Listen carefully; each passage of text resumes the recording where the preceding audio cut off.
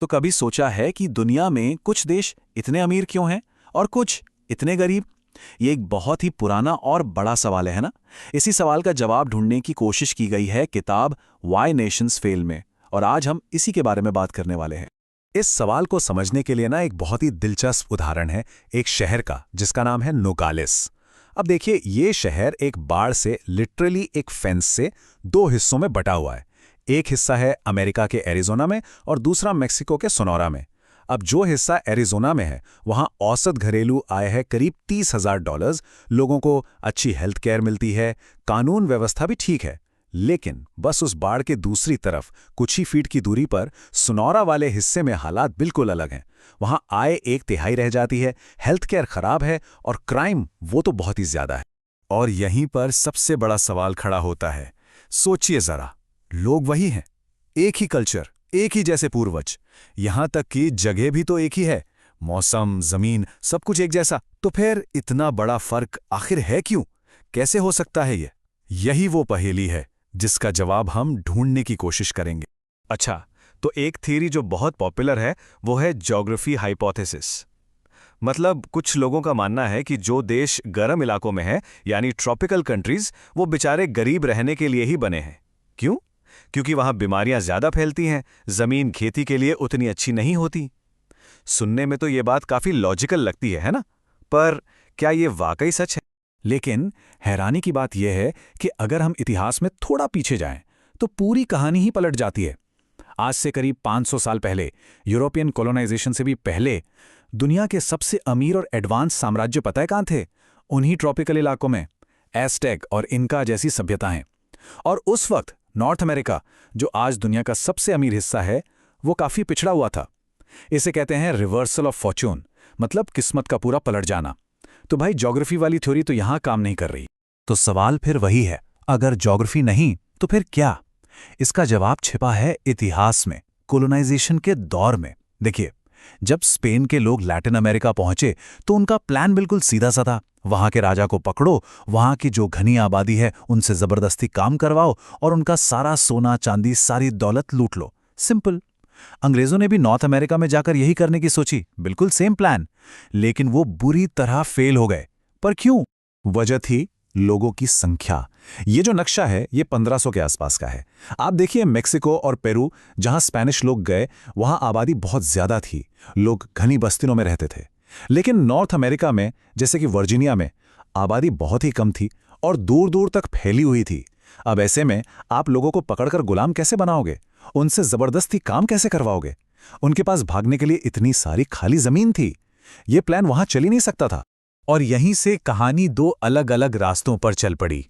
इन अलग हालातों ने दो बिल्कुल अलग तरह के सिस्टम्स, या कहें कि इंस्टीट्यूशंस को जन्म दिया। स्पेनिश लोगों ने बनाए एक्सट्रैक्टिव इंस्टीट्यूशंस, यानी शोषक संस्थाएं।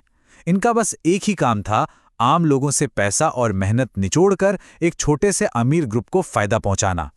जैसे उनकी एनकोमिएंडा सिस्टम थी, जो गुलामी का ही दूसरा नाम था। दूसरी तरफ अंग्रेजों को नॉर्थ अमेरिका में लोगों को बसाने के लिए इंसेंटिव्स देने पड़े, उन्हें लालच देना पड़ा। तो उन्होंने बनाए इंक्लूसिव इंस्टीट्यूशंस, यानी समावेशी संस्थाएं, जैसे जेम्स टाउन की जनरल असेंबली, जिसने लोगों को जमीन का हक दिया और कहा कि सरकार में आपकी भी बात सुनी जाएगी। अब ये जो इंस्टीट्यूशंस में छोटा सा फर्क शुरू में था ना, वो वक्त के साथ बहुत बहुत बड़ा होता चला गया। देखिए, 1619 में जेम्स टाउन में जो पहली जनरल असेंबली बनी, उसने अमेरिका में एक तरह से डेमोक्रेसी की नींव डाल दी। और दूसरी तरफ जब मेक्सिको 1821 में आज़ाद हुआ, तो वो आज़ादी आम लोगों के लिए नहीं थी, उसे वहाँ के अमीर एलीट क्लास ने लीड किया था, ताकि उनका पुराना शोषक सिस्टम बना रहे। तो नतीजा क्या हुआ? अमेरिका के इंस्टीट्यूशंस और मजबूत होते गए और मेक्सिको वो सालों तक पॉलिटिकल उथल-पुथल में फंसा रहा। और ये उथल-पुथल कितनी ज्यादा थी, इसका अंदाजा आप इस बात से लगाइए। सिर्फ 43 साल के अंदर 1824 से 1867 के बीच मेक्सिको में 52 प्रेसिडेंट्स आए और गए। आप सोच सकते हैं, जब सरकार इतनी तेजी से बदल रही हो तो कौन सुरक्षित महसूस करेगा? किसी को अपनी जमीन जायदाद की कोई गारंटी नहीं होती और सरकार वो सड़कें, स्कूल, अस्पताल जैसी बेसिक चीजें भी नहीं दे पाती। तो क्या ये सब बस पुरानी इतिहास की बातें हैं? जी नहीं, बिल्कुल नहीं।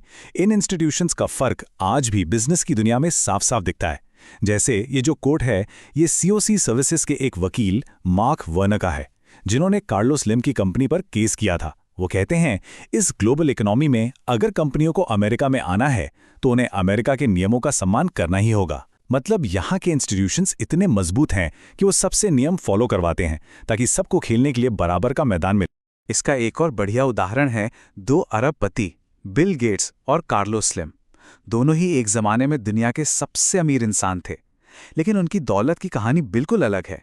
बिल गेट्स ने माइक्रोसॉफ्ट बनाया इनोवेशन के दम पर, एक नया प्रोडक्ट बनाकर। लेकिन जब उनकी कंपनी बहुत ज़्यादा पावरफुल हो गई तो अमेरिका के इंक्लूसिव इंस्टीट्यूशंस जैसे कि एंटी ट्रस्ट कानून सामने आए और उन्होंने गेट्स की पावर पर लगाम लगाई।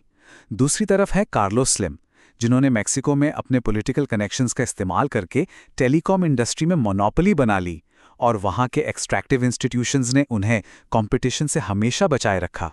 मेक्सिको में कानूनी टूल है जिसका नाम है रिकर्सो डी एम्पारो।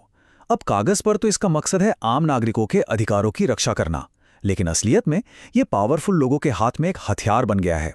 वो इसका इस्तेमाल करके अपने ऊपर लागू होने वाले कानूनों से बच निकलते हैं और अपनी मोनोपोली को और मजबूत करते हैं। ये एक परफेक्ट उदाहरण है कि कैसे एक एक्सट्रैक्टिव इंस्टीट्यूशन काम करता है। वो कुछ खास लोगों को फायदा पहुंचाता है, बाकी सबकी कीमत पर। तो चलिए वापस चलते हैं हमारी शुरुआती पहेली पर। नोगलेज क्यों है वो एक शहर 2 दुनियाओं जैसा? अब जवाब साफ है, ये ज्योग्राफी या कल्चर की वजह से नहीं है, ये है इंस्टीट्यूशंस की वजह से। सारा फर्क उन पॉलिटिकल और इकोनॉमिक नियमों का है जिनके अंदर लोग जी रहे हैं।